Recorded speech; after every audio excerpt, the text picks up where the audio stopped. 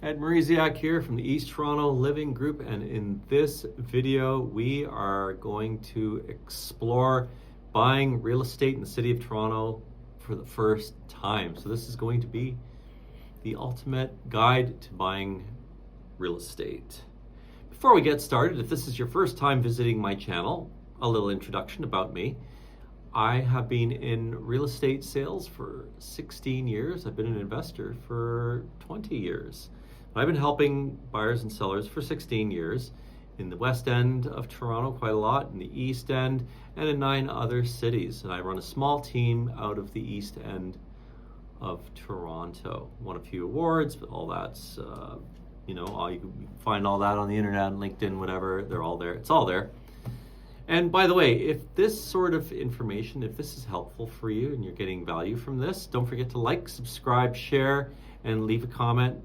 As of late, my YouTube channel has been exploding, and it's thanks to all the viewers that have been doing exactly what I'm asking. So please keep doing that. It's helping me, it's helping my channel grow immensely, and I'm gonna keep shooting more videos like this. And if you are thinking of buying or selling any real estate, don't forget to call me. You can text me, you could send me an email, send smoke signals, whatever your preferred method of communication is. Let's get together, let's have a coffee. In my past videos, I have spoken so many times about all the great places to eat and great coffee places throughout my community. And I'm more than happy to take you out for coffee or some snacks, whatever. And let's get to know each other. Let's talk about your real estate needs. Okay, so without further ado, let's talk about buying a home for the first time. So buying real estate for the first time, that can be a really, really daunting endeavor. So it's highly likely you're probably someone in their early 20s, late 20s, and there's different situations. Maybe you're a single person. Maybe you've just gotten in a new relationship, and the two of you are going to be amalgamating your living arrangement, and it's going to make sense for you to live in one place. And you've probably dreamt of owning your own home, and you probably have, you may not have any idea where to start. So you're probably doing what a lot of smart people do, is they go on the internet and they Google sites like mine, or any other information, or you talk to your friends that have been through the process, or what I've done and what lots of people do, they speak to their family, their friends, their parents. Trouble is, some of your parents, they might not have purchased real estate in 30 years. A lot's changed in 30 years. A lot's changed in the last 2 years. So you're probably thinking of what are your first steps? And like a lot of people, you're going to be doing research. You're in research mode right now. So you're checking out, you're actually going, you're looking at Realtor.ca, you're looking at House Sigma, Home Finder, Zillow, and these are all good. I do caution you, when you look at House Sigma and some of these sites, they will often post an estimated sales value. So what they'll do is they'll take an existing listing and they'll put an estimate of what that sells for. That's often inaccurate. I have seen many times a client that I've listed their property, and they will show me the email, and it's a link to House Sigma, and they'll show me this estimated sale, which is completely out of whack with reality. Not sure how they go about collecting this data, but I mean, just understand that it's not always accurate. So you're looking at these sorts of, and these are good. They're still good sites. You're getting an idea. You're getting a flavor of what you like. I like to ask the question,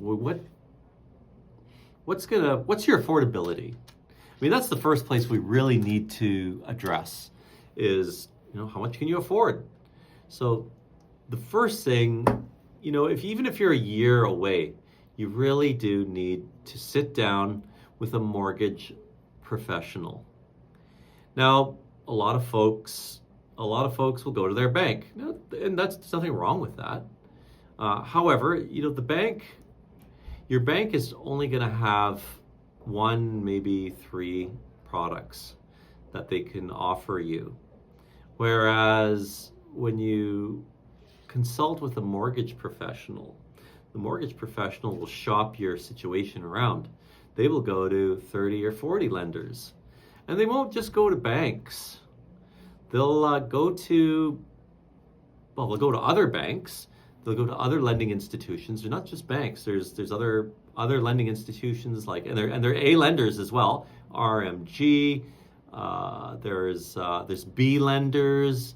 There's private money. There's credit unions. There's a whole plethora of lending options that are available to you, and some of them are very competitive, and you won't know that until you've consulted with the mortgage broker. So I recommend, one of the first things when you're getting close, even when you're even a year away from making your purchase, contact a mortgage broker. And if you don't know any, contact me, and I will put you in touch with 2 or 3 really good ones that I deal with on a regular basis, and they can help you with that. And it costs you nothing for them to sit down with you for 20 minutes, Zoom meeting, coffee, whatever, and they will give you a free evaluation. It's going to cost you nothing. So you might as well take advantage of this. Okay. Question that frequently gets asked by young prospective home buyers is, where am I going to get the money for the down payment? Now, in the city of Toronto, it's not unreasonable to pay around $1 million. We're going to stick to 1 million because it's a nice round number. You can pay more, quite a bit more, and you can pay quite a bit less, depending on if you're buying a condo or a freehold. But we'll stick to the $1 million because it's a nice round number. 20% is ideal, and the reason why I say 20% is at the 20% mark, that's when CMHC goes away, because anything less than that you have to pay. CMHC is a insurance policy that should you stop paying for your mortgage, that it kicks in and pays the bank, and it could be pretty expensive. It could be $300, $400, $500. It could be a lot of money. I think if you can avoid it, please, do your best to avoid it. I know 20% is a lot of money. There are options. I mean, what I did most recently with an investment property is I had 10% of cash, and I took a home equity line of credit out, and I got the rest of the money with that. So I basically financed part of my down payment to buy an investment property. Now, that's an option. You can finance your down payment, and again, you're still ending up ahead because you're not paying that extra $4 or $5 or whatever $100 a month. So that's a good option. Another thing I also did years ago, I bought, actually about 20 years ago, I bought a fourplex with no job, and I put 5% down. I don't recommend you put 5% down. I mean, the more the better. The more skin you have in the game, the better. Well, what I did was, I took money out of my RSP. You could do that. That's another excellent example. Is I took money out of my RSP. At the time it was $10,000. It's about all I had. I took it out. I think I also had money in the line of credit, and I got my 5% down. I was mortgaged up to the eyeballs, but I got my fourplex with no job. So I mean, don't tell me it can't be done, because there's a good example of how I was able to do it with no job. I mean, there are ways, there are things. I'm telling you these. I'm telling you these things. These are some of the things. These are the options that you have.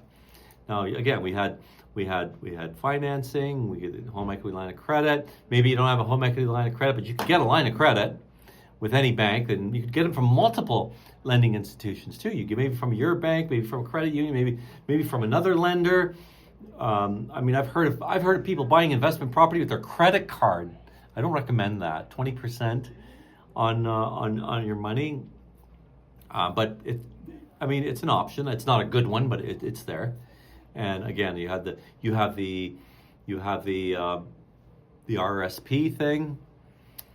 There are three issues that North Americans, particularly Canadians, since we're Canadian, have. And the first one is pretty simple. You have a cash flow problem, you have a money management issue, or you have a money investment issue. The first one's pretty simple. Cash flow. You're not earning enough money. Either you're unemployed, you're underemployed, or you're simply not earning enough money to reach financial goals. Now, if you're unemployed, the answer is simple: get a job. It's easier said than done. I get it. People get comfortable. You're in a low-paying job, but it's convenient. It's close to home. You go every day. You know where you're going every day. You make a certain amount of money. You know exactly how much it is you make, and it's routine. It's comfortable. Getting out of that comfort zone. I've been there. It's hard to break out of that. But hey, sometimes we have to break that comfort and to reach our financial goals. So I would encourage you to maybe, if you're at that job, work more hours, ask for a raise, get a second job, get a side hustle. There's things that we can do, and look for another job that pays more, maybe get more hours in. So earn more money. The second is money management issue. That's very common. I'm sure if you haven't heard somebody say this, you probably said it yourself. Have you ever heard that phrase? Someone says, "I get a paycheck and I don't know what happened with it." That's a problem. If that's you, you need to fix that. There is a quote that an author by the name of Gail Vaz Oxlade has said.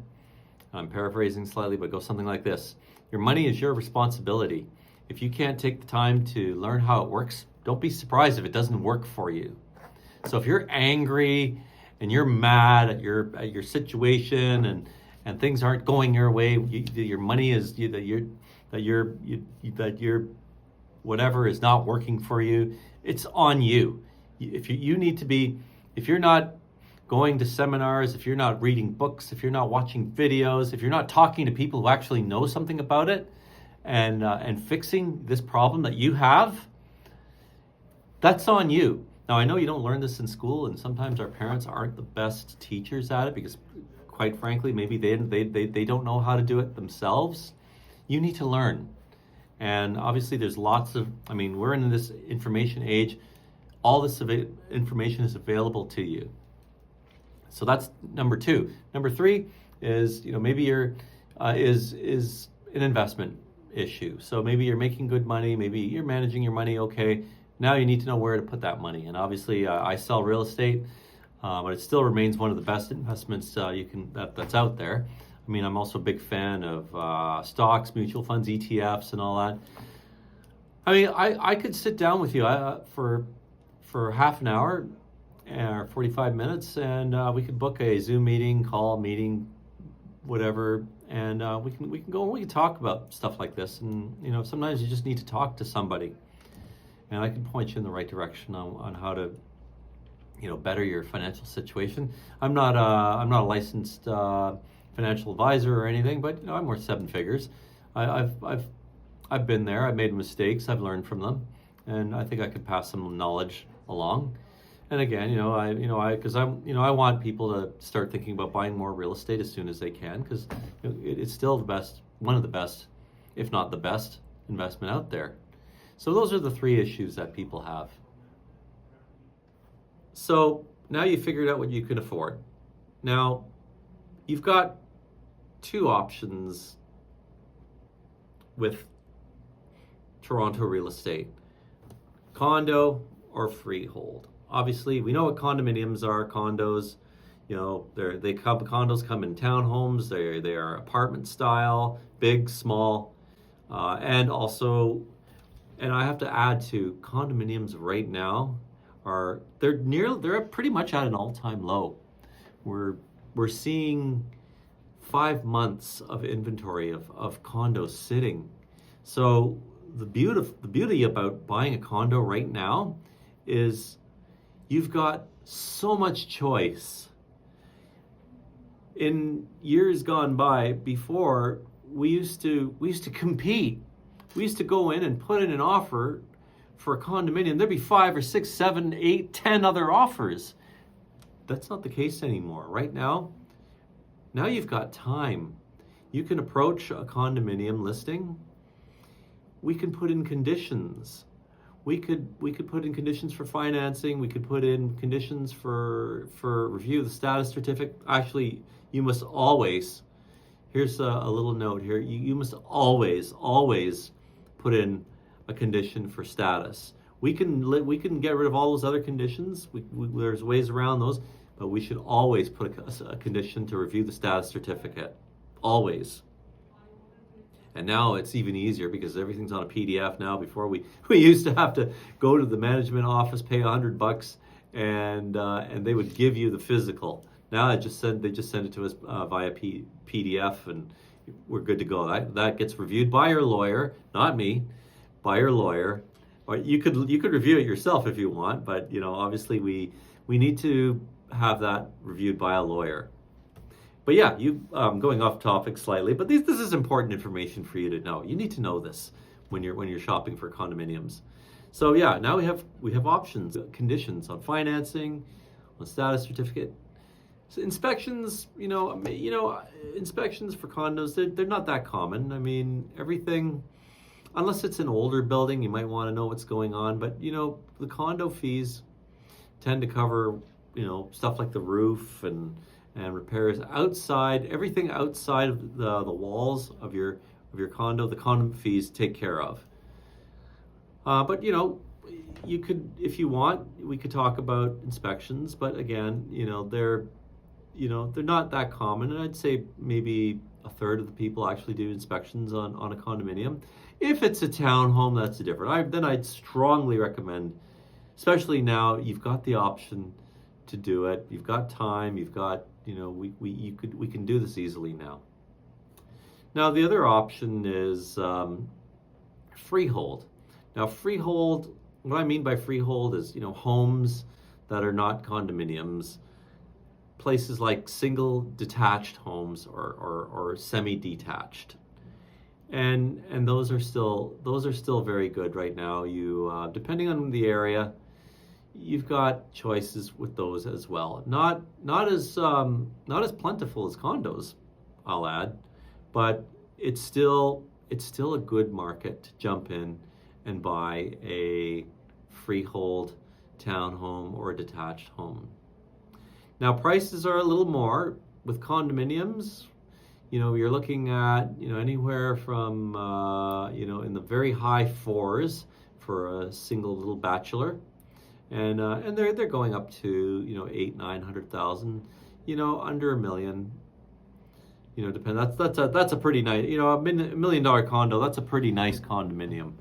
I don't know if you saw my video from about 4 or 5 weeks ago maybe, and there was one that sold for $860, and that was about 800 square feet. No, sorry. 1,600 square feet. So that's virtually a big house in a condominium building, and it sold for $860.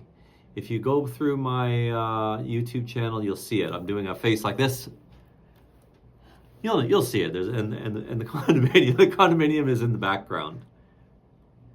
So again, depending on your needs, if we're buying for the first time and your budget's a bit tight, a condominium is a really good buy right now. And in 5 years' time, you're not gonna regret it, because we're probably gonna see values double in 5-6 years from now. So you won't be disappointed. You'll be getting good value. But again, if you're planning on having a family, or if you already have a small family and you're buying for the first time, maybe a freehold semi-detached or a detached home is a better buy for you. Now, the things we want to consider is the areas. Do you need to have access to downtown? Do you need access to transit? The beautiful thing about Toronto is we've got a really great transit system.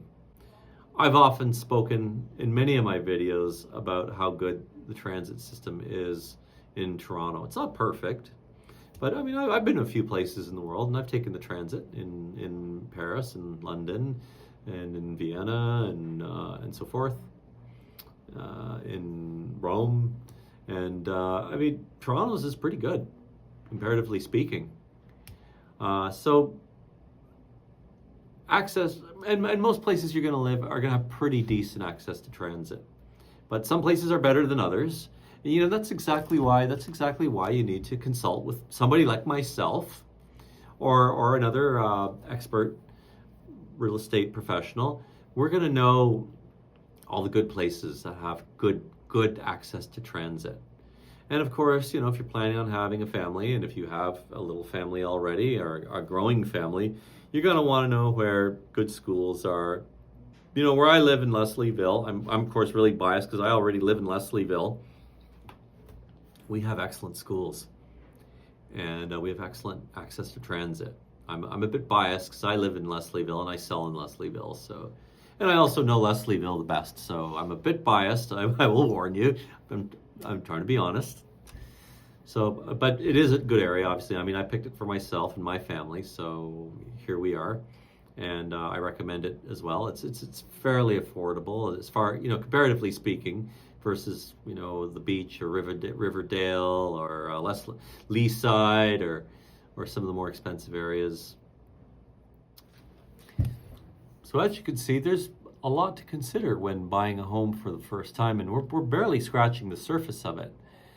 So that pretty much wraps up this first section of the Ultimate Home Buying Guide.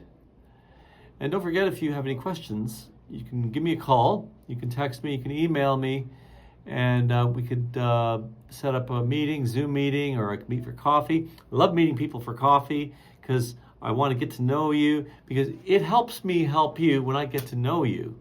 And also, if this material is helpful and useful for you, don't forget to like, subscribe, share, and leave a comment. It's been helping my channel grow. Channel's starting to do really well.